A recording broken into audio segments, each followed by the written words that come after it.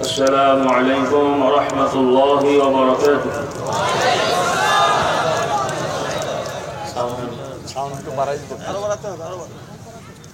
এটাই সমস্যা হলো, এটা ঠিক আছে, এটা সমস্যা হলে নালে এটা ঠিক আছে, সাউন্ড বাড়াতে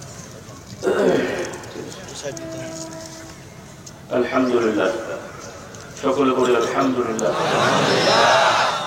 আপনারা দীর্ঘ সময় ধরে আজকে মাহফিল শুনছেন, গতকালকেও অনেক এসেছিলেন। এটিও একটি শহর এলাকা, সেই অনুযায়ী খুব বেশি রাত হয়নি। রাত হয়েছে কিন্তু শহর এলাকা অনুযায়ী বেশি রাত হয়নি। আর খুব বেশি দীর্ঘ রাত পর্যন্ত আপনাদেরকে কষ্ট দেওয়া হবে না ইনশাআল্লাহ। তো আমরা যারা এখানে আছি কিছু সময় আল্লাহর জিকিরে বসবো, রাজি আছি ইনশাআল্লাহ। কেউ অস্থির হব না, কেউ আমরা তাড়াহুড়া করব না। মেহরবানি করে সকলেই আমরা ধৈর্যের সহিত মাহফিলের শেষ পর্যন্ত থাকার চেষ্টা করব। আল্লাহ রাব্বুল আলামিন তৌফিক দান করুন। তো আলহামদুলিল্লাহ, বহু জায়গা এখনো রয়েছে বিভিন্ন স্থানে। তো যারা দাঁড়িয়ে আছেন, দাঁড়িয়ে থাকলে কষ্ট হবে, বসলে আশা করি কষ্ট কম হবে। দাঁড়িয়ে এভাবে না দেখে বরং একটু কষ্ট করে হলেও জায়গা নিয়ে বসে পড়লে ভালো হবে ইনশাআল্লাহ। যারা দাঁড়িয়ে আছেন একটু বিভিন্ন জায়গায় জায়গা নিয়ে বসে পড়ুন, যেহেতু এটা ওয়াজ মাহফিল, জিকিরের মজলিস। এটি কোনো ধরনের খেলাধুলার অনুষ্ঠান নয়, বিনোদনমূলক অনুষ্ঠান নয়। এটি ওয়াজ মাহফিল, জিকিরের মজলিস, কোরআনের মজলিস। মজলিসের আদব আছে, নিয়ম আছে, কাজে আমরা সকলেই আদব রক্ষা করি। মাইকের আওয়াজ যতটুকু যাচ্ছে, যে সকল ভাইয়ের আশপাশে আছেন, রাস্তায় আছেন, দোকানে আছেন, মেহরবানি করে সকলে মাহফিল এসে বসেন। আশা করি এই সময়টা আমাদের কাজে লাগবে ইনশাআল্লাহ, নাকি বলেন? ইনশাআল্লাহ। মাইকের আওয়াজ যতটুকু যাচ্ছে, মা বোনরা যারা মাইকের আওয়াজ শুনতে পাচ্ছেন, বিভিন্ন জায়গায় আছেন, আপনারা মনোযোগের সহিত মাহফিলের সাথী হবেন ইনশাআল্লাহ। আপনারাও ওই মজলিসের রহমত বরকত পাবেন ইনশাআল্লাহ। আর নির্ধারিত প্যান্ডেল আছে, সেখানে যারা আছেন পর্দার সহিত থাকবেন, পর্দার সহিত বসবেন। কারণ পর্দা আদায় করা বা হিজাব আদায় করা আমাদের জন্য ফরজ, সকলের জন্য, নারী পুরুষের জন্য। ইলম অর্জন করা ফরজ, তবে এরকম ওয়াজ মাহফিলে আসা ফরজ না, এটা নফল। কথা ঠিক না? কাজেই নফল আদায় করতে যেয়ে যেন আমরা গুনাহগার না হই, সেদিকে লক্ষ্য রাখি। আল্লাহ রাব্বুল আলামিন আমাদের সকলকে তৌফিক দান করুন। ইন্নাল হামদুলিল্লাহ الحمد لله نحمده ونستعينه ونستغفره ونؤمن به ونتوكل عليه ونعوذ بالله من شرور أنفسنا ومن سيئات أعمالنا من يهده الله فلا مضل له ومن يضلله فلا هادي له وأشهد أن لا إله إلا الله وحده لا شريك له وأشهد أن محمدا عبده ورسوله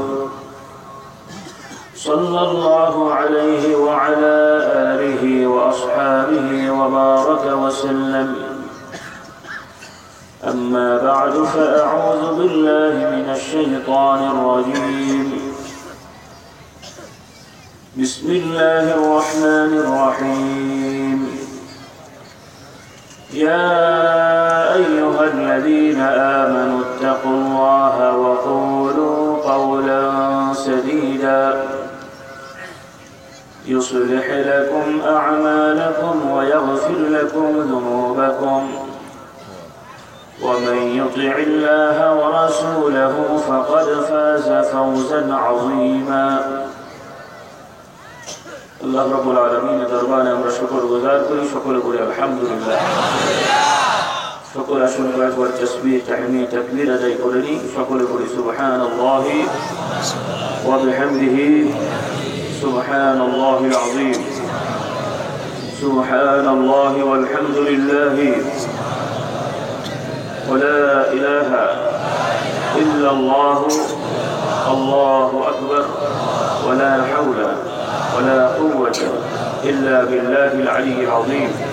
سبحان الله وبحمده عدد خلقه ورضا نفسه وزنة عرشه ومداد كلماته. لا إله إلا الله وحده لا شريك له، له الملك وله الحمد وهو على كل شيء قدير. اللهم صل على سيدنا محمد النبي الأمي وآله وسلم. اللهم صل على محمد وعلى آل محمد كما صليت على إبراهيم وعلى آل إبراهيم إنك حميد مجيد.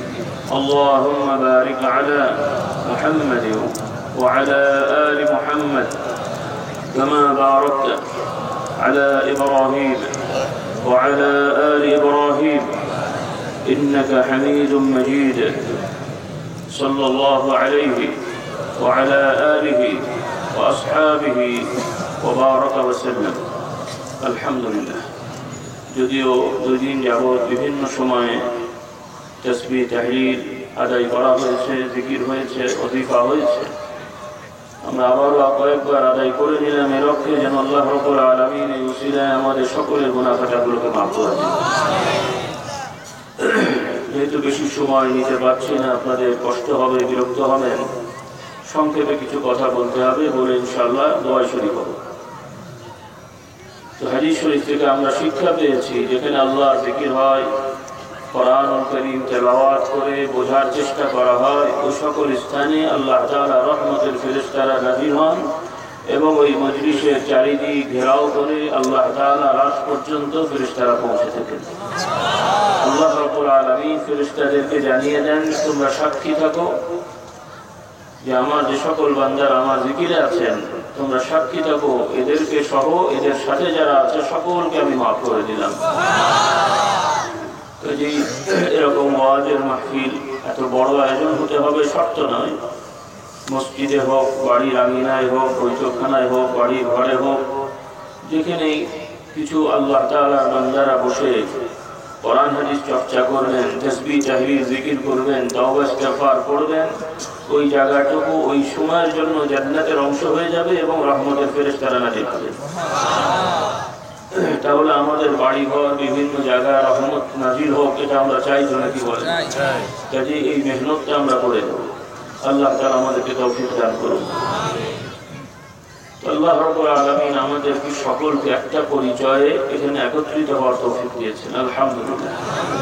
বিভিন্ন পরিচয় আপনার আমার আছে, জাগতিক পরিচয় আছে, কিছু কিছু ইসলামের নামেও পরিচয় আছে। তবে এই মুহূর্তে আমরা সকলে ওই সকল পরিচয় ভুলে একটা পরিচয় নিয়ে এখানে হাজির হয়েছি, সেটা হলো আমরা সকলে মুমিন মুসলমান, আলহামদুলিল্লাহ। মুমিন মুসলমান। জাগতিক পরিচয় কেউ বাঙালি, বাংলাদেশি অবাঙালি, এরকম অনেক কিছু থাকতে পারে। আবার ধর্মের দিক থেকে কিছু পরিচয় আছে, মাযহাবী পরিচয়, সুন্নি শিয়া, এরপরে হানাফি শাফি মালিকি হাম্বলি, এরপরে আহলে হাদিস, এরপরে পীর মুরিদির পক্ষে, পীর মুরিদির বিপক্ষে, নানান কিছু আছে না? তো আল্লাহ রাব্বুল আলামিন দয়া করেছেন যে এখানে যারা আছে হয়তো কারোর মধ্যে এরকম অনেক কল্পনা থাকলেও কিছু সময়ের জন্য আলহামদুলিল্লাহ শয়তান চেষ্টা করলেও আমাদেরকে দূরে সরাতে না পারেনি, বরং আল্লাহ তাআলার রহমতে আমাদের আসার সুযোগ আল্লাহ তাআলা করে দিয়েছেন, আলহামদুলিল্লাহ। শয়তান অনেকে ওয়াসওয়াসা দিয়ে আসতে পারেনি। ওয়াজ মাহফিল হচ্ছে, অনেকেই তেমন ব্যস্ত নেই, কাছাকাছি ঘোরাফেরা করছেন, হাঁটাচলা করছেন, গল্প করছেন, কিন্তু এখানে আসার তৌফিক তার হয়নি। বিভিন্ন কারণ থাকতে পারে, আর বড় কারণ একটা হতে পারে যে শয়তান বিভিন্নভাবে ওয়াসওয়াসা দিচ্ছে। কারণ এটা হলো জিকিরের মজলিস। কিসের মজলিস? ওয়াজের মাহফিল। যদিও কোনো একটি প্রতিষ্ঠানের উদ্যোগে কিছু মুষ্টিময় মানুষের আহ্বানে বা কষ্টে মেহনতে এটা আয়োজিত হয়েছে, কিন্তু মাহফিলটা কোনো মানুষের না, মজলিসটা জাগতিক কোনো স্বার্থে নয়, বরং আমরা এখানে সমবেত হয়েছি আমরা একটা পরিচয় নিয়ে, সেটা হলো আমরা সকলেই মুমিন মুসলমান, আল্লাহর দল, আলহামদুলিল্লাহ। কার দল? পৃথিবীর মানুষেরা মৌলিকভাবে দুটো দলে, কটা দলে? একটা হলো আল্লাহর দলে, আর এক দল কারা? রাগ করছেন মনে হয়। একদল আল্লাহর দল হয়, আর এক দল শয়তানের দল হয়। নাকি অনেকে মনে করছেন যে এটা ঠিক হলো না, মাঝখানে একটি দল তো থাকা উচিত নাকি? মাঝে একটা থাকা উচিত না, যে কেউ শয়তানের হলো কেউ আল্লাহর হলো, এটা তো দুটোই বাড়াবাড়ি হয়ে গেল। মাঝখানে মধ্যম পন্থাতে একটা হওয়া উচিত হবে নাকি আমদানি বলছেন? কোরআনুল কারীম থেকে যে শিক্ষা আমরা পেয়েছি, এখানে আমরা কাউকে গালাগালি করছি না, কোনো ব্যক্তি, কোনো গোষ্ঠী, কোনো জাতিকে আমরা গালাগালি করছি না, বরং যে বাস্তবতাটায় আমরা আছি সেই বাস্তবতাটা তুলে ধরার চেষ্টা করছি। কোরআনুল কারীমে বিভিন্ন আয়াত থেকে আমরা যে শিক্ষা পাই, আল্লাহ রাব্বুল আলামিন এই মানুষগুলোকে দুনিয়ায় পাঠিয়ে শিক্ষার ব্যবস্থা করেছেন, হেদায়েত পাওয়ার ব্যবস্থা করেছেন। তথাপি এই মানুষেরা দুটো ভাগে বিভক্ত হয়ে গেছে। কটা ভাগে? একদল আল্লাহ তাআলার নির্ধারিত নবী রাসূলদের আদর্শ মেনে তারা চলে, তারা হলেন আল্লাহর দল। তারা কার দল? আর এক দল, তারা আল্লাহ তাআলার নবী রাসূলের নির্ধারিত আদর্শ কেউ আংশিক, কেউ মাঝে মাঝে, কেউ কিছু, কেউ মানছে, কেউ বিরোধিতা করছে, কেউ আংশিক মানছে, কেউ বিরোধিতা করছে। যারা এই ধরনের কিসিম আছে, এরা সকলেই মূলত এই কাজটা করার পেছনে বড় কারণ হলো যে শয়তান তাদেরকে ওয়াসওয়াসা দিচ্ছে, অনুপ্রেরণা দিচ্ছে, নানান ধরনের যুক্তি তাদের মধ্যে মানে কি বলে আপনার শয়তান এলকা করে দিচ্ছে। সেই কারণে তারা নবী রাসূলদের আদর্শের বাইরে চলছে। এই জন্য বলা হচ্ছে তার দল শয়তানের দল। মানে এখানে গালাগালি করা হচ্ছে না। আমরা অনেক সময় গালাগালির উদ্দেশ্যে কিছু বলি, ঝগড়া হলে একজনকে অনেক সময় অনেক কিছু বলে ফেলে, সেটা হলো গালাগালি। আর একটা হলো একজন লোক চুরি করেছে, তাকে যদি বলা হয় ইনি চোর, এটা কি গালাগালি হলো? একজন লোক ডাকাতি করেছে, তাকে যদি বলা হয় এই লোকটি ডাকাত, তাকে কি গালাগালি করা হলো? কারণ সে এই কর্মটা করেছে। তো যারা শয়তানের ওয়াসওয়াসায় আল্লাহ তাআলা দেখানো রাস্তার বাইরে চলে, তারা মূলত সে স্বীকার করুক আর না করুক, নিয়ম অনুযায়ী কার্যকর হলো শয়তানের দলে। আল্লাহ আমাদের হেফাজত করুন। তো যারা এই ভুল পথে আছেন, তাদেরকে আমরা গালাগালি করছি না বা তাদেরকে আমরা কটাক্ষ করছি না, আমরা শুধু তাদের বাস্তবতাটা তুলে ধরছি যে আপনি শয়তানের পক্ষে চলে গেলেন। এখন কেউ কি বুঝে শুনে শয়তানের পক্ষে যেতে পারে? তাহলে আপনি ভুলবশত শয়তানের পথে গেছেন, এখন তাড়াতাড়ি আল্লাহর পথে আসা উচিত। তার পথে যারা শয়তানের পথে চলে যাচ্ছে, তাদেরও রাস্তা কিন্তু আল্লাহর পথে আসার বন্ধ হয় নাই। যতক্ষণ পর্যন্ত মালাকুল মাউতকে দেখতে পাচ্ছে না, ততক্ষণ পর্যন্ত রাস্তা খোলা আছে। সকলে বলে আলহামদুলিল্লাহ। তার মানে অনেক সময় আছে নাকি? হ্যাঁ, যতক্ষণ পর্যন্ত মালাকুল মাউতকে দেখতে পাওয়া যাচ্ছে না, ততক্ষণ রাস্তা খোলা আছে। মানে অনেক সময় সামনে আমাদের, যাদের আমরা যুবক যুবতী যারা ছেলে মেয়েরা আছেন 20, 22, 30, 40 বছর বয়স, তার মানে যে আমাদের এখনো বহুদিন আরো বাঁচার সুযোগ আছে নিশ্চিত, নাকি বলেন?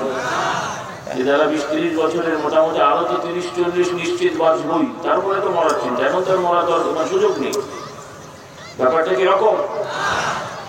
এই জন্য ভাইরা, আল্লাহ তাআলা এখনো আমাদেরকে সুযোগ রেখেছেন আল্লাহর পথের প্রতীক হওয়ার জন্য, আল্লাহর দলের হওয়ার জন্য। যদি আল্লাহর দলের হতে পারি, তাহলে আমরা সফল হয়ে যাব ইনশাআল্লাহ। আর যদি আল্লাহ তাআলার দলের হতে না পারি, তাহলে জাগতিকভাবে যেই সম্মানই অর্জন করি না কেন, এই সম্মানের কোনো মূল্য নেই। এই সম্মানের কোনো মূল্য নেই। শয়তানের দলের হয়ে যদি রাজা হওয়া যায়, শয়তানের দলের থেকে যদি মন্ত্রী, মিনিস্টার, এমপি, চেয়ারম্যান হওয়া যায়, এমনকি শয়তানের দলের হয়ে যদি কিছু ধর্মীয় নেতাও হওয়া যায়, কিছু ধর্মীয় নেতারাও শয়তানের দলের হয় না? যারা ধর্মের নামে বা মুসলিম নামে মুসলমানদেরকে সিজদা দেওয়ায়, কবর পুজো করায়, আল্লাহ ছাড়া আল্লাহর সাথে অন্য কাউকে ডাকায়, এগুলো কি আল্লাহর দলের কাজ হলো? কার দলের কাজ হলো? কারণ চুরি ডাকাতি বড় অপরাধ, এর থেকেও বড় অপরাধ, এর থেকেও বড় অপরাধ কোনো মানুষকে সিজদা দেওয়া, তার কাছে কোনো কিছু চাওয়া। চুরি ডাকাতির থেকেও বড় অপরাধ। বিশ্বাস করেন? তবে এই শাস্তিগুলো হয়তো দুনিয়ায় আল্লাহ তাআলা কিছু কিছু শাস্তির বিধান দেননি, কিন্তু অপরাধ ছোট না।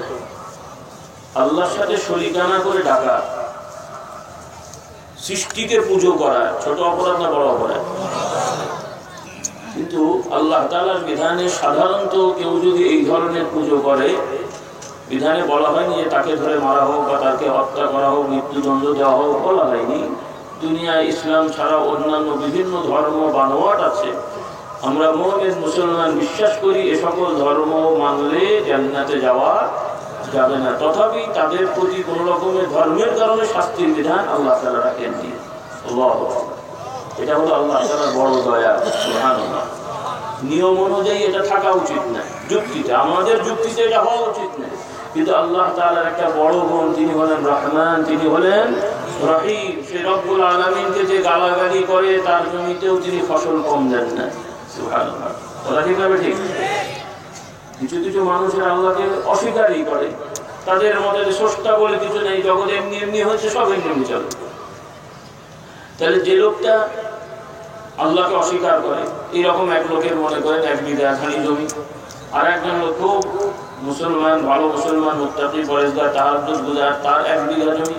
আর একজন লোক মুসলমান, নাস্তিক না, কিন্তু বিভিন্ন গুনাহ করে, কবিরা গুনাহ করে, তারও 1 বিঘা জমি। পাশাপাশি 3 জনের 3 বিঘা জমি। একই ফর্মুলায় চাষ করলেন, ফসল কি একরকম হয় না 3 রকম হয়? 3 রকম হয়। বুঝে শুনে বলেন।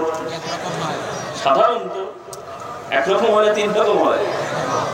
দেখতে একরকম, কাউন্টে সাধারণত মনে হবে যে এখানেও 10 মণ, এখানেও 10 মণ, এখানেও 10 মণ। সামাজিক দিক থেকে জাগতিক ভাবে কোয়ান্টিটি একরকম, কিন্তু আল্লাহ তাআলা ওই ঈমানদারের ওই 10 মণে যে বরকত দেবেন, এদের 20-30 মণও সে বরকত পাওয়া যাবে। সুবহানাল্লাহ। এটা হলো বরকত এক জিনিস, বরকত আর সংখ্যা এক জিনিস না। যে 100 টাকায় আল্লাহ তাআলা বরকত দিলে ওই 100 টাকা দিয়ে বহু কাজ করা যায়, আর যদি বরকত না থাকে 1000 টাকা দিয়েও সে কাজ করা যায়। এটা বিশ্বাস করেন? তাহলে এই দুনিয়ায় যারা আল্লাহকে অস্বীকার করে চলে, অনেকের হয়তো প্রশ্ন হবে যে তাহলে আল্লাহ শাস্তি কেন দেন না? এই দুনিয়ায় শাস্তি হচ্ছে না বলে হবে না সেটা মনে করেন না, দুনিয়ায় শাস্তি হয় না সেটাও নয়, শাস্তি হয়, কিন্তু মানুষ অনুভব করে না, বুঝতে পারে না। আল্লাহ রাব্বুল আলামিন দুনিয়াতেও কিছু কিছু শাস্তি দিয়ে মানুষকে শিখিয়েছেন। হয়তো সামাজিকভাবে আমরা মনে করছি শাস্তি হচ্ছে না, শাস্তি হয়নি। যারা আল্লাহর সাথে নাফরমানি করেছিল পূর্ববর্তী জামানায়, তাদেরকে দুনিয়ায় শাস্তি হয়েছে না হয় নাই? হয়েছে না হয় নাই? কোরআন শরীফ যারা আমরা বিশ্বাস করি মুসলমানেরা, আমরা তো জানি কওমে আদ, কওমে সামুদ, ফিরআউন, নমরুদ, এরা কি খুব শক্তিশালী মানুষ ছিল নাকি দুর্বল মানুষ ছিল? সেই সমাজের নবী রাসূলদের তুলনায় জাগতিকভাবে তারা ছিল শক্তিশালী, আর এই নবী রাসূলরা জাগতিকভাবে তারা ছিলেন দুর্বল। কিন্তু তারা জাগতিক সিস্টেমে দুর্বল হলেও আল্লাহ রাব্বুল আলামিন তাদেরকে ওহী দিয়েছেন, ঈমান দিয়েছেন, তারা ঈমানের শক্তিতে বলিয়ান। সুবহানাল্লাহ। তাহলে এরা যত বড়ই দাপট দেখাক না কেন, মানে যত বড় দাপট দেখিয়েছে, আল্লাহ রাব্বুল আলামিন তাদের সমাপ্ত ঘটিয়ে দিয়েছেন। সেই রব্বুল আলামিন আছেন না নাই? আছেন না নাই? থাকবেন কি না? আল্লাহু আকবার। তো শক্তি কি মাঝে কমে যাবে? আল্লাহ রাব্বুল আলামিনের শক্তি আগে যেমন ছিল বর্তমানে এবং ভবিষ্যতে কম হয়ে যাবে নাকি? তো ভাইরা মনে রাখতে হবে, আল্লাহ রাব্বুল আলামিন যেমন রহমান তেমন দয়ালু বটে। তিনি রহমান, তিনি রহিম। তবে আল্লাহ রাব্বুল আলামিন জানিয়ে দিচ্ছেন যে তিনি তার দয়া শুধু দেখে তোমরা বুঝতে পারবে না, এটাও তোমরা মনে রাখবে তিনি হলেন কাহ্হার, তিনি হলেন জব্বার। তিনি সৃষ্টি করেছেন দেখে দুনিয়ায় পাঠিয়েছেন বলে সাময়িকভাবে তোমাদের খাওয়া দাওয়া সব ব্যবস্থা করে দিচ্ছেন, কিন্তু যে উদ্দেশ্যে তোমাদেরকে তিনি বানালেন সেই উদ্দেশ্য যদি তোমরা ঠিক না রাখো, কিয়ামতের ময়দানে যে তাকে আর ওই রকম শুধু দয়াবান দেখা যাবে না, তিনি রহিম, তিনি জব্বার হবেন, কাহ্হার হবেন। কি হবেন? জব্বার এবং রহমান। রহিম মানে করুণাময়, দয়াল। গালাগালি দিলেও তাকে তার বিরুদ্ধে অ্যাকশন নেওয়া হচ্ছে না, কিন্তু যখন আল্লাহ তাআলা বিচার করবেন সেই সময়ে দয়া থাকবে, কিন্তু তিনি কঠোরতা অবলম্বন করবেন, ইনসাফ প্রতিষ্ঠা করবেন। সুবহানাল্লাহ। কি প্রতিষ্ঠা করবেন? ইনসাফ। সেখানে আল্লাহ তাআলার দলের নাম ভাঙিয়ে খাক আর আল্লাহ তাআলার দলের বিরোধিতা করুক, সবটাই আল্লাহ তাআলা জানবেন। কারণ কিছু লোকেরা আবার আল্লাহর দলের নাম ভাঙিয়ে খায়, আসলে আল্লাহর দলের না। এরকম লোক ছিল না? ছিল না? কথা বুঝতে কি কষ্ট হচ্ছে ভাইরা? যেমন আমি আগে বললাম, মানুষ দুই প্রকার, কিন্তু আল্লাহর দলের যারা বলে তাদের ভিতরেও কিন্তু আবার আরেকটা প্রকার আছে, যে যারা দাবিদার আল্লাহর দলের, কিন্তু আসলে আল্লাহর দলের নয়। আল্লাহ তাআলা তাদের ব্যাপারেও জানেন কিনা? তাদের ব্যাপারেও জানেন। আল্লাহ তাআলা ন্যায় বিচার করবেন। আবার আল্লাহর দলের যারা চলছেন তারাও আবার আল্লাহর দলের মৌলিক হলেও কিছু কিছু শয়তানের ওয়াসওয়াসায় কিছু অন্যায় করে, ভুল করে। সেক্ষেত্রেও আল্লাহ রাব্বুল আলামিন ন্যায় বিচার করবেন। শুধুমাত্র মৌলিক আল্লাহর দলের ইবাদত করার কারণে ওই অন্যায়ের শাস্তি দেবেন না, বিচার হবে না, সেটা না। এর সঙ্গে ইনসাফ করা হবে। সকলে বলছি সুবহানাল্লাহ। এই জিনিসটা একটু সংক্ষেপে আমি বলবো, শুনতে পারবো ইনশাআল্লাহ? সেই কথাটা হলো, আমরা সকলেই মুমিন মুসলমান, বিশ্বাস করি দুনিয়া থেকে তো আমরা যাবই, কিন্তু যাওয়াটাই বড় বিষয় না। যেতে হবে যেমন, আবার আল্লাহর হুকুমে উঠতে হবে। এতে কি কোনো সন্দেহ আছে? দ্বিধা করা যাবে? যদি কেউ এরকম বিষয় দ্বিধা করে, তিনি নামাজি হলেও, নামাজ রোজা জিকির আজকার কিছু করলেও, আর যদি এইভাবে অন্তরে দ্বিধা নিয়ে থাকে যে আসলেও আলেম ওলামা হুজুর পীর সাহেবরা বলেন কবরে আযাব হয়, আল্লাহ তাআলা আবার উঠাবেন, বিচার হবে, কবে কোথায় কি করলাম সব আবার লেখা হচ্ছে, দেখানো হবে, এটা কি আবার হতে পারে নাকি, যদি সন্দেহ হয়, তাহলে ওই মুহূর্তের জন্য তার ঈমান শেষ হয়ে গেল। ওই মুহূর্তের জন্য ঈমানটা, বিশ্বাসটা নষ্ট হয়ে গেল। সে যদি তাওবা না করে ফিরে না আসে, এই অবস্থায় মারা গেলে তিনি মুসলমান নাম নিয়ে সমাজ থেকে গেলেও আল্লাহর দরবারে তিনি কাফের হয়ে গেলেন। নাউজুবিল্লাহ। এই রোগ যেন আমাদের কারো মধ্যে না ঢোকে। আমার বহু যুবক ভাইদেরকে আমি দেখতে পাচ্ছি, আমার যুবক ভাইরা খুব সাবধান হও। মুরব্বীদের মধ্যেও সমস্যা আছে, তবে তুলনামূলক মনে হচ্ছে যুবকদের মধ্যে বেশি, বিশেষত যারা কলেজ ইউনিভার্সিটিতে পড়ে। বিশেষত যারা কলেজ ইউনিভার্সিটিতে পড়ে, এমনকি কিছু মাদ্রাসা ছাত্র বলা যায় বর্তমানে, যে তাদের মূলত আসলে আল্লাহ হেদায়েত করুন, আমরা তাদেরকে খারাপ বলছি না, কিন্তু বাস্তবতাটা হলো এই আমাদের নতুন প্রজন্মের একটা অংশের ঈমান কিন্তু সঠিক নেই। বিশ্বাস করেন আপনারা? তো সেটার জন্য কি আপনাদের দায়িত্ব আছে না নাই? আছে না নাই? এই ব্যাপারে খুব সতর্ক হবেন। এখানে মাশাআল্লাহ আপনারা এসেছেন, অনেকে বিভিন্ন মকসুদ আছে, দোয়া শরীফ হবেন, এই উদ্দেশ্য ওই উদ্দেশ্য, সেগুলো ঠিক আছে, কিন্তু সকলেই আমরা এসেছি সওয়াব অর্জন করার জন্যে, গুনাহ থেকে পাক সাফ হওয়ার জন্যে, যাতে করে আমরা জান্নাতি হতে পারি, জাহান্নাম থেকে বাঁচতে পারি। কথা ঠিক না? তাহলে আমরা সকলেই চেষ্টা করে জান্নাতে যাওয়ার চেষ্টা করবো, জান্নাতে যাবো। আর ছেলেমেয়েরা তো জাহান্নামে যাবে, ছেলেমেয়েরা জাহান্নামে যাবে, তাহলে তাদেরকে কোথায় নিয়ে যাওয়ার চেষ্টা করতে হবে? জান্নাত। এটা একটা বড় ইবাদত। শুধু একা একা জান্নাতে যাওয়ার চিন্তা করা নয়। আল্লাহ রাব্বুল আলামিন বলছেন যে তোমরাও যেমন জাহান্নামের আগুন থেকে বাঁচার চেষ্টা করবে, তোমাদের অধীনস্থ পরিবার পরিজন এবং তোমাদের সীমার ভিতরে যারা আছেন তাদের প্রতিও তোমরা চেষ্টা করো যেন তাদেরকেও জাহান্নাম থেকে বাঁচাতে পারো। সুবহানাল্লাহ। আল্লাহ রাব্বুল আলামিন হুকুম দেন, ইয়া আইয়ুহাল্লাযীনা আমানু কু আনফুসাকুম ওয়া আহলিকুম নারা وقودها الناس والحجارة عليها ملائكة غلاظ شداد لا يعصون الله ما أمرهم ويفعلون ما يؤمرون। আল্লাহ তাআলা বলেন, ঈমানদাররা তোমরা আল্লাহকে ভয় করো, ঈমানদাররা তোমরা নিজেরা নিজেদেরকে জাহান্নামের আগুন থেকে বাঁচাও, নিজেরা জাহান্নামের আগুন থেকে বেঁচে চলার চেষ্টা করো, ছেলে মেয়েদেরকেও জাহান্নামের আগুন থেকে বাঁচাও। কিভাবে বাঁচাবেন? জাহান্নাম থেকে বাঁচার জন্য বড় হাতিয়ার হলো ঈমান ঠিক রাখা, ঈমানের সাথে কর্ম করা, ভালো কাজ করা। এই ভালো কাজ অনেক বড় লিস্ট, 2-1 ঘন্টায় বলা সম্ভব না। তো সংক্ষেপে যে কথাটা আমরা বলতে চাচ্ছি, যে আমার ভাইরা, আপনাদের ছেলে মেয়েরা স্কুল কলেজে পড়ে, এরকম আছে না? আছে না নেই? মাদ্রাসায় যারা পড়ছে আলহামদুলিল্লাহ, কম বেশি ভুল ত্রুটি যাই হোক, কিছু দিন শিখছেন, আমল করছেন আলহামদুলিল্লাহ। কিন্তু যারা স্কুল কলেজে পড়ছে, বাংলাদেশের বেশিরভাগ মানুষ মুসলমান, সেই অনুযায়ী এসএসসি লেভেলে, এইচএসসি লেভেলে, কলেজে, ইউনিভার্সিটিতে যারা ছাত্রছাত্রী আছে বেশিরভাগ কি মুসলমানের সন্তান। কথা ঠিক কিনা? কিন্তু যারা শুধু স্কুল কলেজে পড়ছে, এদের শতভাগ তো দূরের কথা, কত ভাগ কোরআন শরীফ সহি করে পড়তে পারে বলেন তো? কত কি সন্তোষজনক? কথা বুঝতে কষ্ট হচ্ছে আপনাদের? কিন্তু বোঝার ব্যাপার, এটা ওয়াজ মাহফিল, এটা বিনোদনমূলক অনুষ্ঠান না, গান গাওয়ার অনুষ্ঠান না। বুঝতে হবে যে আমরা কি করবো। আজকে থেকে কিছু আমরা সিদ্ধান্ত নিয়ে যাব। রাজি আছি ইনশাআল্লাহ? প্রথম সিদ্ধান্ত যে আমরা কার দলে থাকবো। কার দলে? এটা মুখে বলছি, কাজে প্রমাণ করতে হবে। আর একটি সিদ্ধান্ত যে আমরা নিজেরাই শুধু জান্নাতে যাবো না, ছেলে মেয়েদের নেওয়ার চেষ্টা করবো। নাকি মনে করছি যে এদেরকে নিয়ে এখানেও খুব বিপদ, আবার জান্নাতে গেলে ওখানেও ভেজাল করবে, দরকার নেই আমরাই যাই নাকি? ওরা জাহান্নামে যাবে, আমরা জান্নাতে যাই, কি ব্যাপার এরকম? কিন্তু আমাদের তো তাই মনে হচ্ছে।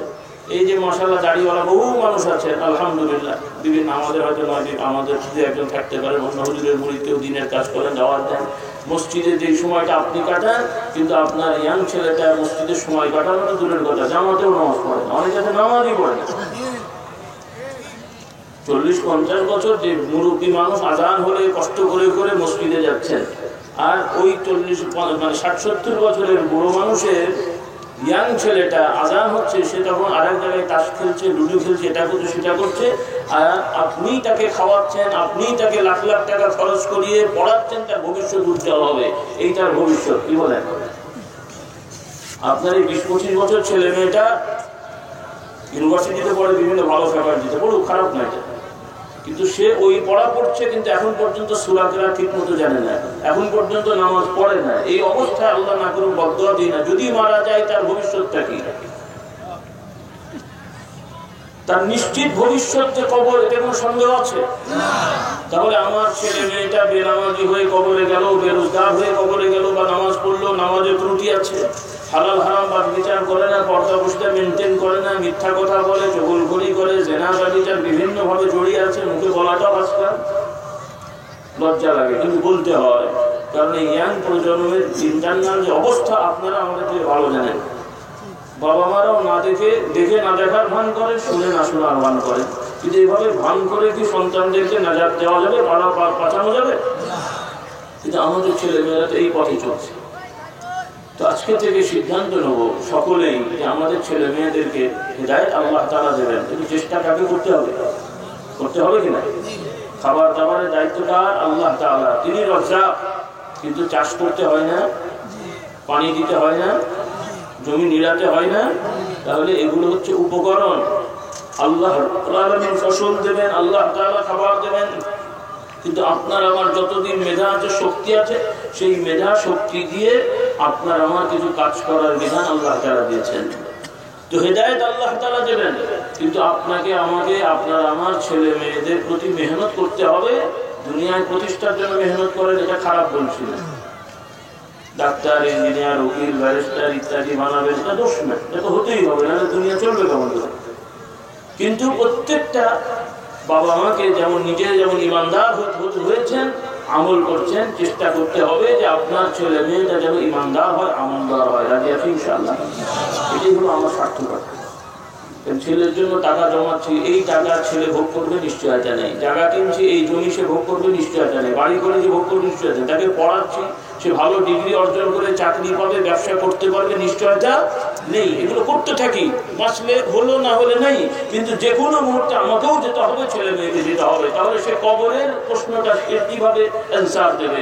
আল্লাহ তাআলা দরবারে আমার এই প্রাপ্তবয়স্ক ছেলেটা মেয়েটা যখন দাঁড়াবে, তখন তার জীবন সম্পর্কে সে কি উত্তর দেবে, সেই উত্তর ঠিক করেছি কিনা আমরা ভুলে যাচ্ছি। মেজরিটি মুসলমান, বর্তমানে পৃথিবীর মেজরিটি মুসলমান এখন নামাজে অবহেলা করেন। অন্যান্য ব্যাপারে তো আর বলার দরকার নেই। হাদিস শরীফে আছে, আল্লাহ রাসূল সাবধান করছেন তার উম্মতদেরকে যে আমার উম্মতের মধ্যে সবথেকে বড় অপরাধ শুরু হবে, বড় অপরাধটা সামাজিকভাবে শুরু হবে, সেটা হলো আমানত উঠে যাবে। কি উঠে যাবে? আমানতদারি উঠে যেতে থাকবে। আর সর্বশেষ যেই বড় অপরাধটা দেখা দেবে, সেটা হলো একটা পর্যায়ে মুসলমান কিন্তু নামাজ ভুলে যাবে। আল্লাহু আকবার। এই হতে হতে কি হয়েছে দেখেন, আমরাও মুসলমান, নবীকে ভালোবাসি, আর আল্লাহর নবীর জামানার এক শ্রেণীর মুসলমান ছিলেন, নবীকে ভালোবাসতেন, সাহাবায়ে কেরাম রাদিয়াল্লাহু তাআলা আনহুম আজমাইন, তারাও মুসলমান ছিলেন। তাদের মধ্যে 100 জনের মধ্যে কজন নামাজি ছিলেন? কজন? আর আমাদের ভেতরে আল্লাহ নবীর সময় 100 জন সাহাবা, 100 জন সাহাবাদের মধ্যে মানে শতকরা, এটা শুধু ছেলে না, ছেলে মেয়ে সবাই যারা সাহাবী ছিলেন, এমনকি যেগুলো মুনাফিক ছিল সাহাবী না, মানে যাদেরকে সাহাবী বলা হয় না, কিন্তু দেখতে শুনতে সাহাবাদের মতোই চলাফেরা করত, মানে সাহাবাদের সাথেই ঘোরাফেরা করেছে, সব দিক থেকে তারাও সাহাবী, কিন্তু আসলে তারা সাহাবী না, এরা হচ্ছে মুনাফিক। তারাও নামাজি ছিল, তারাও জামাতে শহীদ নামাজ পড়তো, রসুলের সাথে আদবের সহিত বসতো, আল্লাহ রসুলের ওয়াজ শুনতো, কিন্তু আল্লাহ রাব্বুল আলামিন জানিয়ে দিলেন যে এদের মধ্যে দ্বিধা আছে। বাহ্যিকভাবে নবীর কাছে এসে বসলেও অন্তর দিয়ে মুহাম্মদ রাসূলুল্লাহকে আখেরি নবী বিশ্বাস করে না, কোরআন আল্লাহর কালাম বিশ্বাস করে না, আল্লাহ তাআলা দরবারে বিচারের সম্মুখীন হতে হবে এই ব্যাপারেও সন্দেহ থাকার কারণে তারা হলো কি মুনাফিক। আল্লাহ তাআলা আমাদেরকে মুনাফিকদের থেকে হেফাজত করেন, সকল আল্লাহুম্মা আমিন। আল্লাহর নবীর জামানার শতভাগ সাহাবী ছিলেন সত্যবাদী, সুবহানাল্লাহ। বিশ্বাস হয় নাকি বাড়িয়ে বলছি? বর্তমানে আমরা শতভাগ সত্যবাদী নাকি? আমরা সাধারণ মুসলমান তো দূরের কথা, যারা একটু ধর্মের দিক থেকে বেশি অগ্রসর, যাদেরকে আমরা হুজুর বলি, মাওলানা আলেম পীর সাহেব, এই মাওলানা আলেম পীর সাহেব যেই পরিচয় নিয়ে আমরা ঘুরি, আমরাও তো শতভাগ সত্যবাদী নাই রে বাবা। তো আপনাদের আর কি দোষ দেবো বলেন? কথা ঠিক না? যারা মাদ্রাসার মাওলানা সাহেব সবাই কিন্তু সত্যবাদী না, মাশাআল্লাহ ভালো আলেম আছে, আমরা তো খারাপ বলছি না, কিন্তু এক শ্রেণীর মাদ্রাসার পড়ুয়া ছেলেরা, মাদ্রাসার শিক্ষক নামধারী লোকেরা, তারা আসলে আলেম সেজে ঘুরছেন, আসলে আলেম না, আসলে আলেম। প্রকৃত আলেম তো আছেই, তবে সংখ্যা কম। প্রকৃত আলেমের সংখ্যা কম, কারণ প্রকৃত যিনি আলেম হবেন তিনি একজন আল্লাহ ভীরু মানুষ হবেন, তার বাইরে ভেতরে সব সমান হবে। সকলে বলুন সুবহানাল্লাহ। তিনি গোপনেও আল্লাহকে ভয় করেন, বাইরেও আল্লাহকে ভয় করেন। আর আরেক শ্রেণীর লোক আছে আলেম নামধারী ভণ্ড, তারা বাহ্যিকভাবে লেবাস পোশাকে ফেরেশতার মতো, কিন্তু তাদের সাথে চললে পরে বোঝা যাবে ইনি শয়তানের খাস খলিফা। আর খলিফা কারণ ওয়াদা ঠিক নেই, কথা বলে মিথ্যে বলে, ভণ্ডামি করে, ৯-৬ করে, লেবাস পোশাক একদম পাগড়ি জব্বার ডোব্বার একদম মেসোয়ার, পারেনি লিপস্টিক দিতে হয়তো সেটাও দিত কিনা কি জানি, এরকম লাগিয়েছে। আল্লাহ হেদায়েত করুন, আল্লাহ। এরা সেজেছে, আসলে আলেম না। সত্যিকার আলেম তো তার একটা কোয়ালিটি থাকবেই, কারণ আল্লাহ যারা বলছেন প্রকৃত যারা আলেম তারাই আল্লাহকে ভয় করে। সকলে বলেন সুবহানাল্লাহ। কারণ তারাই সত্যিকার জানে যেমন আল্লাহ তাআলা কেমন দয়ালু, তার দয়াটাও যেমন তারা অনুভব করতে পারে, আবার এটাও তারা বুঝতে পারে যে আল্লাহ তাআলা বড় কঠোর। সকলে বলেন সুবহানাল্লাহ। সে রব্বুল আলামিন ইনসাফ করবেন, তার ওই বিচারে ইনসাফে কেউ কোনো ধরনের কথা বলে সুযোগ অন্বেষণ করতে পারবে না। দুনিয়ার বিভিন্ন রকমের বিচারে বিচারকদেরকে নানানভাবে মানে কি ফোর্স করা যায়, নানানভাবে এদিক সেদিক করার সুযোগ থাকে, কিন্তু আল্লাহ রাব্বুল আলামিনের বিচারে আল্লাহ রাব্বুল আলামিনের কাছে তার অনুমতি ছাড়া কেউ কারোর জন্য কথা বলার সাহসও হবে না। সুবহানাল্লাহ। কোরআন পাকে আল্লাহ তাআলা বারবার বলছেন, ওয়াতারাল মালাইকাতা হাফিনা মিন হাওলিল আরশ, এই ফেরেশতারা সব তার চারিদিকে আল্লাহ রাব্বুল আলামিন দাঁড়িয়ে থাকবেন। يوم يقوم الروح والملائكة صفا لا يتكلمون إلا من أذن له الرحمن وقال صوابا। আল্লাহ রাব্বুল আলামিন বলেছেন সেই কিয়ামতের ভয়ঙ্কর অবস্থানটা কি, যত বড় বড় ফেরেশতারা রয়েছেন, সম্মানী দায়িত্বশীল ফেরেশতা, সাধারণ ফেরেশতা তো আছেনই, দায়িত্বশীল যারা বড় বড় ফেরেশতা রয়েছেন তারাও আল্লাহ রাব্বুল আলামিনের দরবারে ওই মুহূর্তে কথা বলতে ভয় পাবেন। সুবহানাল্লাহ। তারাও মরবড়ে হয়ে যাবে। তো আল্লাহ রাব্বুল আলামিন এই বিচার করবেন, এই বিষয়টা আলেমরাই ভালো জানবে। কারা ভালো জানবে? কাজে প্রকৃত যিনি আলেম তার সামনে পেছনে বাইরে ভেতরে সব একরকম মানে হতে হবে বা হবে, এটাই স্বাভাবিক। কিন্তু যাদের মধ্যে এটা হচ্ছে না, বোঝা যাবে তিনি আলেম নন, তিনি আলেম নামধারী ভণ্ড।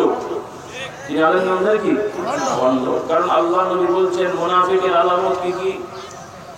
মুনাফিকের আলামত কথা বললে মিথ্যা বলে। আল্লাহ রাসূল সাল্লাল্লাহু আলাইহি ওয়াসাল্লাম বলেছেন, একটু ভালো করে চিন্তা করে। এই কথা দ্বারা আমি বলতে চাচ্ছি না বা বোঝাতে চাচ্ছি না যে আমরা আরেকজনকে দোষারোপ করবো অমুক অমুক অমুক অমুক মুনাফিক, না না, খবরদার এটা না। কোরআন হাদিসের এই শিক্ষা থেকে আমাদের আদর্শ হলো যে আমরা নিজেরা মুনাফিক হলাম কিনা এই চিন্তা করবো। রাজি আছি ইনশাআল্লাহ। যে মুনাফিক খুঁজে বের করার দায়িত্ব আমাদের না, সেটা আল্লাহ তাআলা জানেন। কে জানেন? আমাদের দায়িত্ব হলো যে আমরা কেউ যেন মুনাফিকের খাতায় না পড়ে যাই। কিন্তু আমাদের একটা রোগ হলো এই সকল কথা শুনে তখন মনে করি যে আমি তো খুব ভালো, আমার মধ্যে তার এগুলো নেই, অমুকের মধ্যে আছে, তমুকের মধ্যে আছে, তমুকের মধ্যে আছে। খবরটা আল্লাহ রাসূল সাল্লাল্লাহু আলাইহি ওয়াসাল্লাম সাহাবায়ে কেরাম তাদের মর্যাদা এত বড় হওয়ার পেছনে কারণ কি তারা দালাল দেখতেন নাকি পয়সা দিয়ে যে তোমরা আমার জন্য একটু সবাইকে বলে বলে বেড়াবে যে আমি জান্নাতি, আমি এই আমি সেই, তাই না? বর্তমানে যেমন আমরা কিছু হুজুরে আছি দালাল রেখে দিই পয়সা দিয়ে, যে ওনারা বলে বেড়ান হুজুরে আমার হুজুরে মোকাম্মেল কামেল কামেল হ্যাঁ খাবি যাবি কত দিন যদি মরার আগে জান্নাতে ঢুকে গেছে, এমন একটা আহ্বান। কথা বুঝলি? আল্লাহ হেদায়েত করুন সকলকে। আল্লাহ রাসূল সাল্লাল্লাহু আলাইহি ওয়াসাল্লামের সাহাবাদের সম্পর্কে তাবিঈনরা বলছেন, তাবিঈন কাদেরকে চেনেন তো? তাবিঈ কাদেরকে বলা হয়? যারা আল্লাহ রাসূল সাল্লাল্লাহু আলাইহি ওয়াসাল্লামকে ঈমানের সহিত ইয়াকিনের সহিত দেখেছেন, আমল করেছেন, তারা হলেন সাহাবী।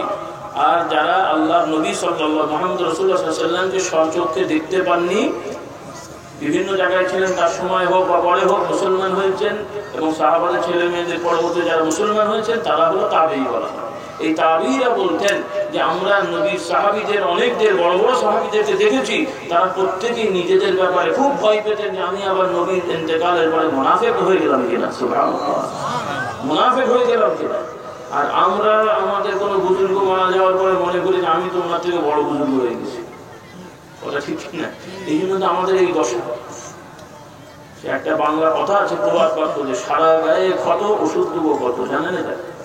সারা গায়ে ক্ষত, সব থেকে আমাদের সমস্যা সৃষ্টি হয়ে গেছে। আল্লাহ তাআলা আমাদের হেদায়েত করুন। তবে হতাশ হওয়ার কিছু নেই, নিরাশ হওয়ার কিছু নেই। আপনি আমি যদি নিজেকে বাঁচানোর চেষ্টা করি এবং নিজের দায়িত্ব পালন করি, অন্যরা কে কি করলো সেটার জন্য আল্লাহ তাআলা আপনাকে আমাকে শাস্তি দেবেন না, সুবহানাল্লাহ। এটা হলো আমাদের বড় সান্ত্বনা। আমরা দাওয়াত দেব, আমরা বোঝাবো, শেখাবো, কিন্তু হেদায়েত দেওয়ার মালিক আমরা নই। কোরআন পাকে আল্লাহ তাআলা বলেন, আলাইকুম আনফুসাকুম লা ইয়াদুররুকুম মান দাল্লা ইযা ইহতাদাইতুম, আলাইকুম আনফুসাকুম লা ইয়াদুররুকুম মান দাল্লা ইযা ইহতাদাইতুম। এই আয়াত আল্লাহ রাব্বুল আলামিন কোরআনে নাযিল করেছেন। হযরত আবু বকর রাদিয়াল্লাহু তাআলা আনহু একদিন মসজিদে খুতবার সময় তেলাওয়াত করে বলছেন, এই আয়াত যদি নাযিল না হতো আমি আবু বকর বড় বিপদে পড়ে যেতাম।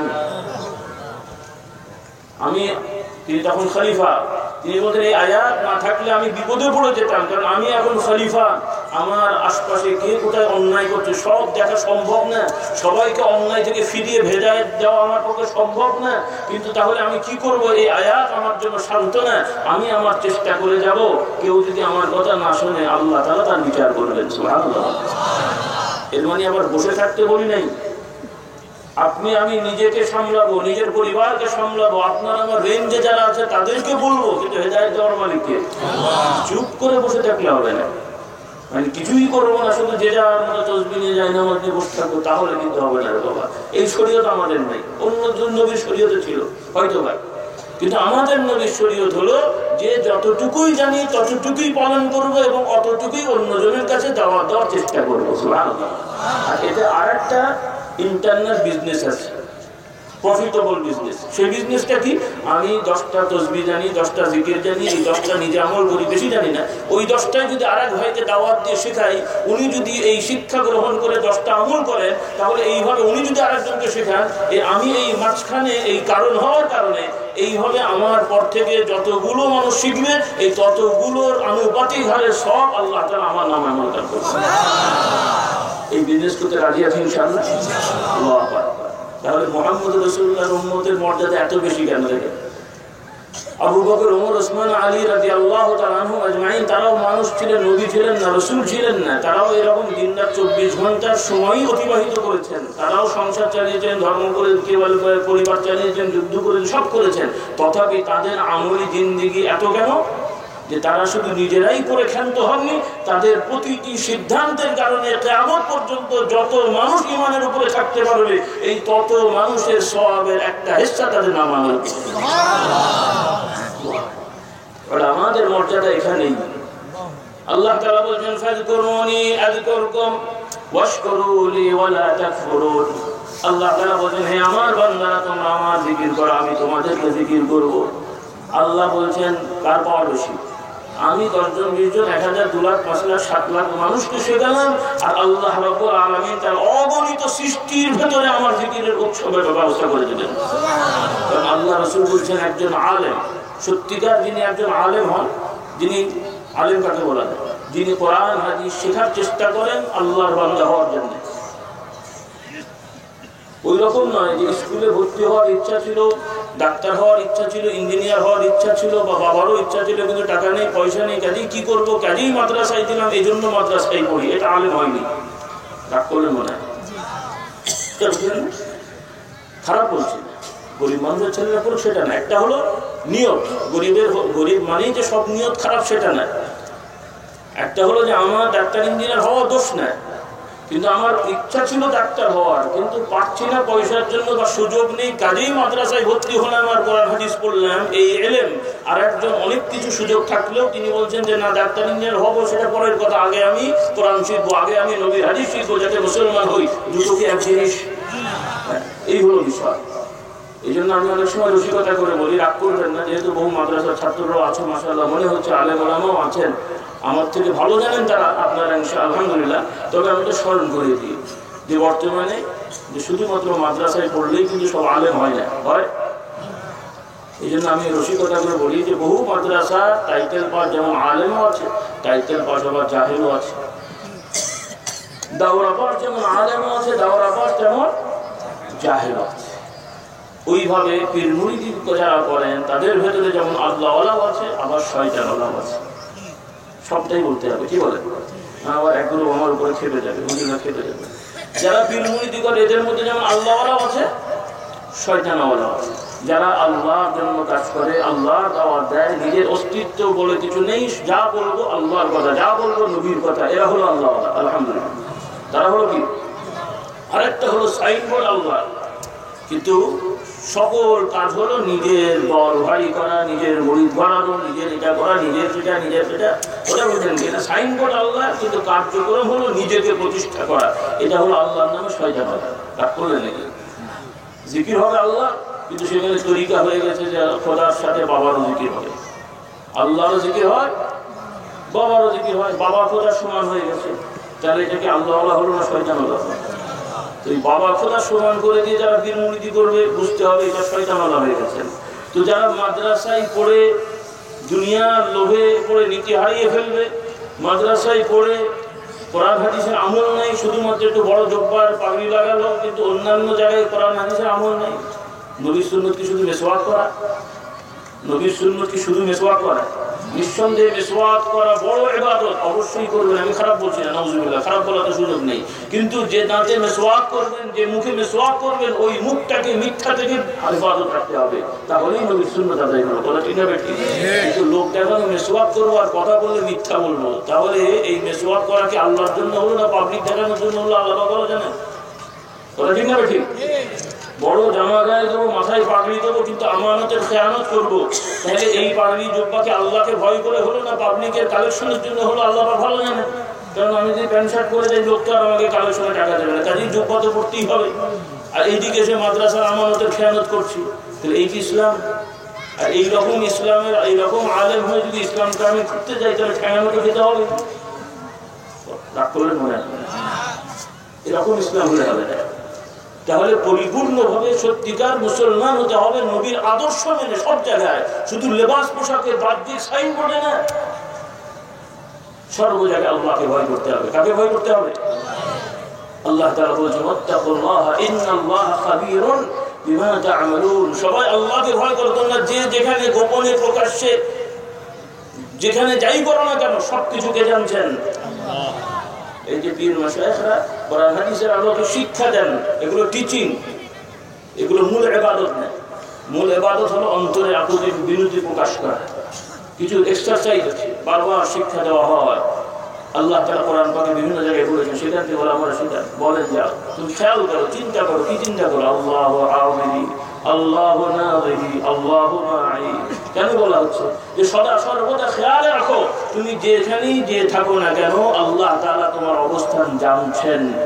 দুনিয়ার গোয়েন্দা বাহিনী জানে না, তোমার পেছনে লোক লাগানো আছে, তারা জানে না। পুলিশ সার্কিট ক্যামেরা আছে, সেখানেও ফাঁকি দিতে পারো, কিন্তু আল্লাহ রাব্বুল আলামিনের নির্ধারিত ফেরেশতাকে ফাঁকি দিতে পারছো না। আল্লাহ রাব্বুল আলামিনের ইলম ফাঁকি দিতে পারছো না। পাবলিককে একরকম দেখিয়ে ভিতরে আরেক রকম হবে। আল্লাহ রাব্বুল আলামিন বেজার হয়ে যাবেন। যেটা আমাদের মুসলমানদের মধ্যে বড় নামাজি আছে, যেভাবে হওয়া উচিত সেভাবে নাই, আলহামদুলিল্লাহ অনেক আছে, কিন্তু যেভাবে নামাজি হওয়া উচিত সেভাবে আমরা হইনি। সুন্দর সুন্দর মসজিদ আছে, যত হওয়া উচিত তত নেই, তারপরে অনেক আছে। আনুপাতিক হারে এই মসজিদ কিন্তু যথেষ্ট না। যদি আমাদের এই বাংলাদেশের সকল মুসলমানগণ ঠিক মতো নামাজ পড়েন, তাহলে এই মসজিদগুলো যথেষ্ট নয়। তারপরে বলবো অনেক আছে। মসজিদগুলো এখন মাশাআল্লাহ দিনকে দিন খুব সুন্দর, চকচক চকচক করে, ঠিক না? ঠিক। আমি রসিকতা করে বলি, রাগ করবেন না, আর অল্প সময়ের মধ্যে শেষ করে দেবো ইনশাআল্লাহ। মানে মাহফিল শেষ করে দেবো, আপনাদের শেষ করবো বলিনি আমার। কথা হলো, রসিকতা করে বলি যে একটা বই লিখতে হবে। মনে করছি একটা ছোট বই লিখবো। কি লিখবো জানেন? বইয়ের হেডিং হবে চকচকে মসজিদের ভোলা মুসল্লি। চকচকে মসজিদের ভোলা মুসল্লি। তার মানেটা হলো সাহাবা ইকরাম রাদিয়াল্লাহু তাআলা আনহুম, তাদের জামানার মসজিদ ছিল মাটির মসজিদ, খেজুর পাতার ছাউনি, খেজুর পাতার খেজুর গাছের মানে গাছ দিয়ে পিলার বা ডাসা ইত্যাদি, অনেক সময় ধুলোবালিও থাকতো।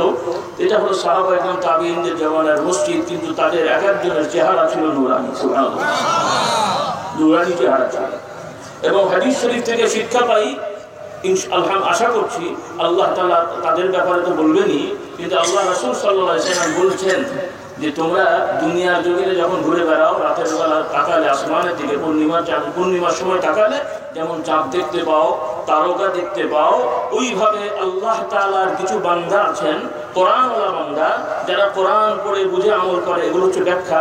এই কোরআনওয়ালা বান্দারা যখন দুনিয়ায় বিচরণ করে, ওই আসমানওয়ালারা অর্থাৎ ফেরেশতারা দুনিয়ার বুকে তাদেরকে তারকার মতো জ্বলতে দেখে। আমাদের কি মন চায় না যে আমরা সেরকম তারকা হই? ওই রকম তারকা হতে হবে। আমার এখানে অন্যরকম তারকা, সেটা হতে বলিনি বাবা। সেই তারকা না, এগুলো তারকা না, এগুলো অন্য কিছু। আল্লাহ হেদায়েত করুক। আমাদের ছেলে মেয়েরা ওই তারকা হতে পারলে আমরা খুব খুশি, কিন্তু ওই তারকা হতে পারলে হলেও কিছুদিন পরে নিভে যাবে। আর যদি তুমি কোরআনওয়ালা তারকা হতে পারো, কিয়ামত পর্যন্ত তোমার আলো জ্বলবে এবং আল্লাহ রাব্বুল আলামিন কিয়ামতের ময়দানে তোমার আলোকে প্রজ্বলিত করে দেবেন। আল্লাহ তাআলা বলেন, ইয়াউমা তারাল মুমিনিনা ওয়াল মুমিনাতি ইয়াসআ নূরুহুম বাইনা আইদিহিম। আল্লাহ তাআলা বলেন, হে নবী, আপনি কিয়ামতের ময়দানে ইমানদার নারী পুরুষ, সুবহানাল্লাহ, শুধু পুরুষদের না রে বাবা, নারী পুরুষ যারাই আল্লাহর পথে থাকবেন, ইয়াউমা তারাল মুমিনিনা ওয়াল মুমিনাত ইয়াসআ নূরুহুম বাইনা আইদিহিম, যারা ঈমানের উপরে থাকবে, আমলে জিন্দেগি করবে, কিয়ামতের ময়দানে তাদের চারিদিকে নূর চমকাতে থাকবে। সাহাবাদের নূর কি? তারাও কোরআন পড়েছেন, আমরাও পড়ি, তারাও মিসওয়াক করেছেন, আমরাও করি, তাদেরও পান দিয়েছেন, আমাদেরও আছে, কিন্তু তফাৎ হয়ে গেছে। তারা ছিলেন শতভাগ সত্যবাদী, আর আমরা হলাম কতভাগ সত্যবাদী? পার্সেন্টেজ বলা মুশকিল। আল্লাহ হেদায়েত করুক। কাজে আজকে থেকে যে আয়াতটা আমি শুরু করেছিলাম, যে আমাদের এখানে যারা আছে, অন্তত আমি কাউকে ব্যক্তিগতভাবে চিনি না, আবার ভুল বুঝেন না, সবাই কম বেশি নামাজ রোজা করলেও আল্লাহ তো সাক্ষী আছেন, সবাই কিন্তু সত্যবাদী হতে পারিনি, কথা ঠিক না? সবাই কিন্তু ওয়াদা ঠিক রাখতে পারি না, মানে ওয়াদা ঠিক রাখি না, পারি না সেটা বলবো না, করি না, নাউজুবিল্লাহ, কথা ঠিক না? ঠিক। আর আমানতের খেয়ানত অনেকেই করে ফেলছি, খবরদার এগুলো যেন না করি, তওবা করবো। আমার ছেলের পুরুষেরা মা বোনরা, এটা বড় ইবাদত, বড় ইবাদত।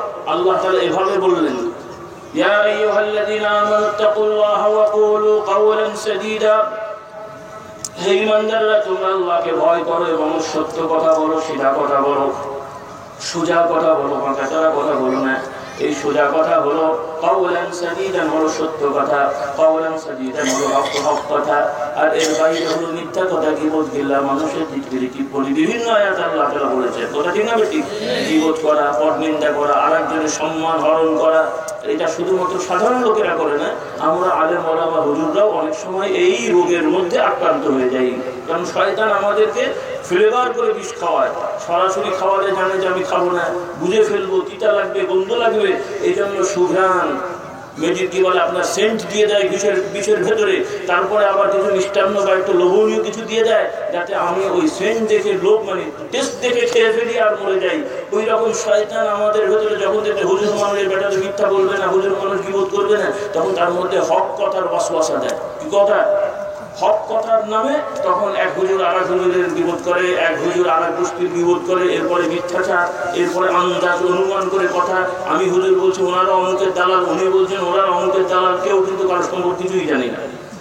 কথা ঠিক হবে? ঠিক। খুব বড় ইবাদত হচ্ছে। তাহলে এই যে বক্তৃতা দিয়ে কথা বলে আমি বললাম অমুকের দালাল, ওরা বললো অমুকের দালাল, আর এরপরে ওজিফা করে যা তসবিহ টিপলাম, এই কথার দ্বারা সব জিরো হয়ে গেল। করলেন এইভাবে শয়তান আমরা যারা ধার্মিক মানুষ আছি আমাদের ইবাদতগুলো বরবাদ করে দিচ্ছে। যারা অন্য পথে আছে তাদের তো এমনিই চলে গেছে, তাদের তো জমাই নেই, তার বরবাদ কি হবে?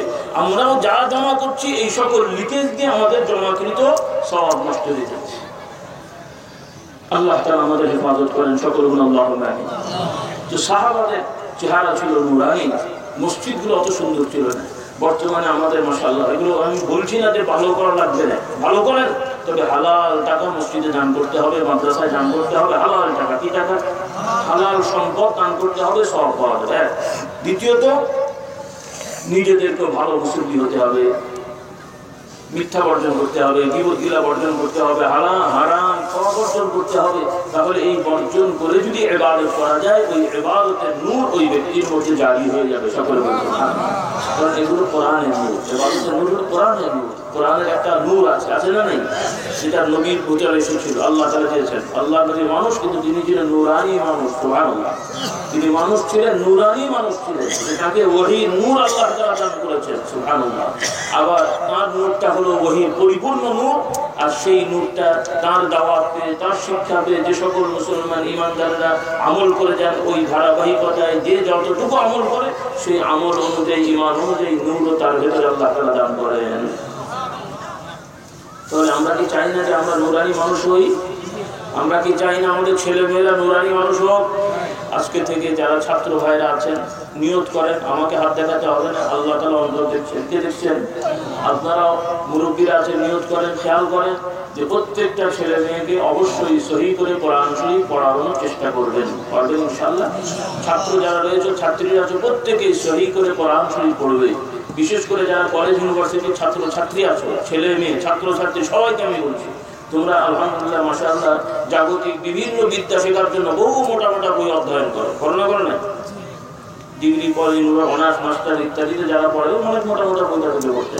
কথার কথা, অর্থাৎ তোমরা পড়তে জানো, শিখতে জানো, কষ্ট করো, কিন্তু তার থেকে বহু কষ্ট কম কোরআন শেখা। কথা ঠিক কিনা? ফিজিক্স, কেমিস্ট্রি, ম্যাথমেটিক্স ইত্যাদি, বাংলা সাহিত্য, ইংরেজি সাহিত্য, ওগুলো অধ্যয়ন করা বেশি কষ্ট না কোরআন অধ্যয়ন করা বেশি কষ্ট?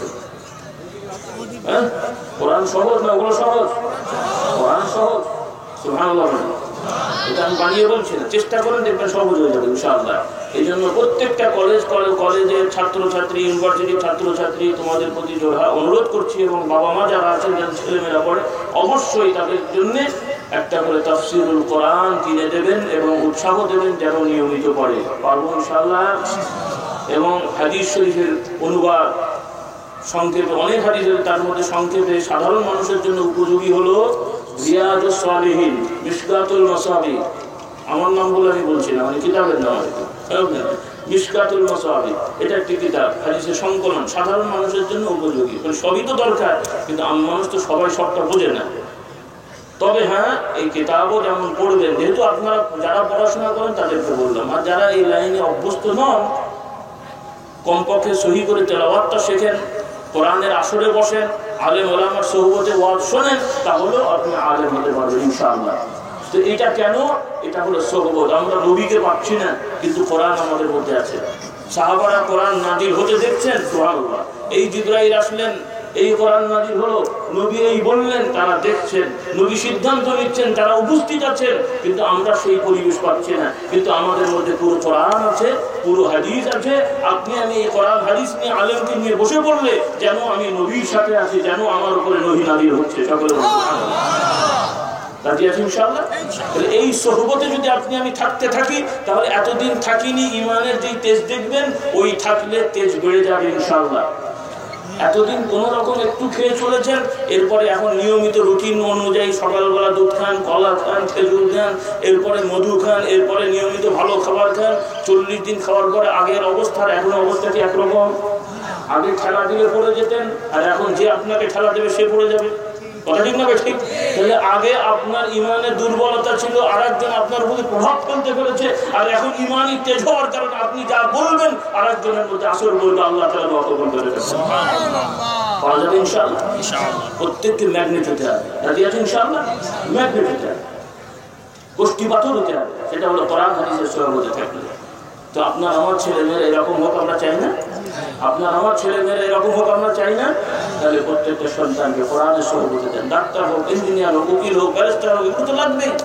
কেন আপনার ছেলে মেয়েরা ইমানদার হয়ে উকিল হোক, ইমানদার হয়ে ব্যারিস্টার হোক, ইমানদার হয়ে কি বিচারক হোক, ইমানদার হয়ে চেয়ারম্যান হোক, ইমানদার হয়ে মেম্বার হোক, ইমানদার হয়ে মন্ত্রী হোক, তাহলে এইভাবে হতে থাকলে ইমানদাররাই যখন ভালো শক্তিশালী হবেন, ইমানদাররাই যখন সমাজের দায়িত্ব নেবেন, অটোমেটিক সমাজে শান্তি প্রতিষ্ঠিত হবে। কথা ঠিক না বেটি? আর যদি শিয়ালের কাছে মুরগি পাহারা দিতে দেন, খুব ভালো পাহারা হবে না বাবা? তো যারা নিজেরাই চোর, নিজেরাই গুন্ডামি করে, নিজেরাই ডাকাতি করে, তারা আপনার কি নিরাপত্তা দেবে বলেন? কি নিরাপত্তা তাদের থেকে পাবেন আপনি?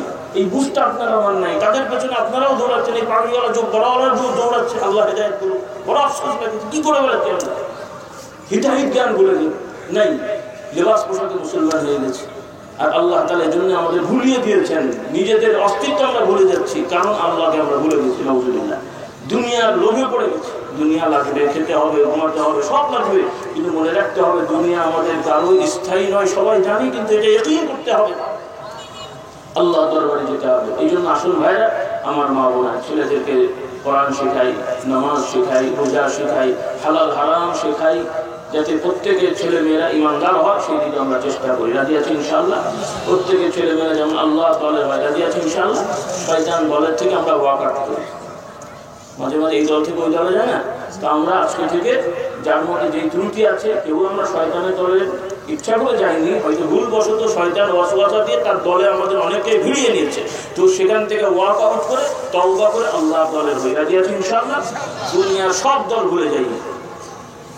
পীর সাহেবের মুরিদ হন, দোষ নেই, আল্লাহর কথা থেকে। পীর সাহেব নামটা পছন্দ হচ্ছে না, আচ্ছা নাম না হয় পছন্দ হয়, কাজটা করেন, তো ওইটা তো করতে হবে, এটা ফরজ। আল্লাহ তাআলা বলছেন ভালো মানুষদের সাথে থাকতে হবে, এই ফরজটা অস্বীকার করার সুযোগ আছে? তাহলে পীর মুরিদি করেন আর না করেন, এই ফরজ আদায় করতেই হবে। কথা ঠিক না ঠিক? মাদ্রাসায় পড়েন আর না পড়েন, ইলম শিখতেই হবে। কথা ঠিক না ঠিক? কারণ মাদ্রাসায় সবাই পড়তে হবে এটা শর্ত নেই, কিন্তু মাদ্রাসায় পড়লে, ভর্তি হলে ইলম শেখাটা সহজ হয়। কোনো পীর মাশায়েখ ভালো যারা আছেন তাদের কাছে গেলে, সোহবতের মুরিদ হলে আপনার দিন শেখাটা সহজ হয়। যদি সেটা না হয়, আপনি মুরিদ না হয় এমনিও যদি সোহবতে থাকেন, তাহলেও ফরজ আদায় হবে। ইলম মানে কি বলে, আপনার সোহবত অর্জন হবে ইনশাআল্লাহ। আল্লাহ তাআলা আমাদেরকে তৌফিক দান করুন। তো সময় মানে রাত বেশি হচ্ছে, আপনাদের কষ্ট হবে, আমি আর কথা বাড়াচ্ছি না। তো সংক্ষেপে কথা হলো ভাইরা, সবাই আমরা এই মাযহাব নিয়ে দ্বন্দ্ব আছে, এগুলো আর আমরা করবো না। যে যেটাই হই, সবাই আমরা একটা মতে আসি, সেটা হলো সবাই আল্লাহ রাসূল সাল্লাল্লাহু আলাইহি ওয়াসাল্লামের সুন্নতকে ধরে থাকি। রাজি আছেন ইনশাআল্লাহ? কারণ আমি হুজুর যদি আমার মুরিদরা যদি আমাকে যদি হাইলাইট করে, আর এক হুজুরের লোকেরা রাগ করবেন, আবার আর এক হুজুরকে হাইলাইট করলে আমার লোকেরা রাগ করবেন, আবার এই দলের লোকেরা হলে ওই দল রাগ করবেন। কাজে এই সব হুজুর বিষয় ক্যান্সেল করে দিয়ে একটা নেতার দিকে যাই, সেটা হলো জনাবে মুহাম্মদ রাসূলুল্লাহ সাল্লাল্লাহু আলাইহি ওয়াসাল্লাম। তিনি হলেন ইমাম, আর এনারা সকলেই হলেন মুকাব্বির। ঠিক আছে না বাবা? উনি ইমাম, এনারা মুকাব্বির। নবী যখন তাকবীর দেবেন, এনারা তাকবীর দেবেন। রাজি আছেন ইনশাআল্লাহ? এইভাবে পীর মাশায়েখের যে চিন্তাবিদদের কাছে যান যে আমরা পীর সাহেব ধরবো, নেতার কাছে যাবো, তবে এজন্যই যাবো যে ওনাকে বলতে হবে যে নবী এই কাজ করেছেন, নবী এই কাজ বলেছেন, তাহলেই ওনাদের পেছনে আছি। আর যদি বলেন যে না নবী এগুলো করেননি, বলেননি, আমার কাছে ভালো লাগছে বলে আপনার ভালো নেই, আপনি থাকেন বাবা, আমার দরকার নেই, আসসালামু আলাইকুম, রাগ করলেন? এভাবে না হলে সমাধান হবে না, এভাবে না হলে সমাধান হবে না। সবাই যদি কোর্টে যে যদি দুই পক্ষই বলে মহামান্য আদালত আপনার রায় ঠিক আছে, তাহলে তাল গাছ আমার, সমাধান হবে জীবনে? সমাধান হবে আদালত যাই বলেন, আপনি যদি বলেন তাল গাছ হবো, আর যদি বলেন আমার, তাহলে তো সমাধান হবে। সব হুজুরটা বলি যদি যে না আমারটা শূন্য, আপনারটা বেদাত, সবগুলোই বেদাত হবে, কোনোটাই শূন্য হবে না। আর সবাই যদি বলি বাবা আমারটা আপনারটা দরকার নেই, সবাই আসেন মিলে জুলে নবীর কথা বলে বেড়াই, সমাধান হয়ে গেল। আপনি হুজুরও নবীর কথা বলবেন, আমি হুজুরও নবীর কথা বলবো, আর ঝামেলা থাকবে নাকি? কারণ আমাদের ময়দান আপনি আমি তো চূড়ান্ত শাফাআতকারী না, চূড়ান্ত শাফাআতকারী হবেন মুহাম্মাদুর রাসূলুল্লাহ সাল্লাল্লাহু আলাইহি ওয়াসাল্লাম। আল্লাহ তাআলা হলেন মালিক ইয়াউমিদ্দিন, রব্বুল আলামিন বিচার দিনের মালিক, আর মুহাম্মাদুর রাসূলুল্লাহ চূড়ান্ত শাফাআতকারী। সুবহানাল্লাহ বলেন। এসবের হুজুরদের আমাদেরকে খুঁজে পাওয়া যাবে না, কারণ আমরা নিজেরাই অস্থির হয়ে থাকবো, আপনাদের আবার কে ভাই ভাগ নেবে বাবা? কথা ঠিক না ঠিক? জি ভাইয়েরা, সকলের দায়িত্ব নবীওয়ালা মুসলমান হওয়া। রাজি আছি ইনশাআল্লাহ? আল্লাহ তাআলা আমাদের তৌফিক দান করুন।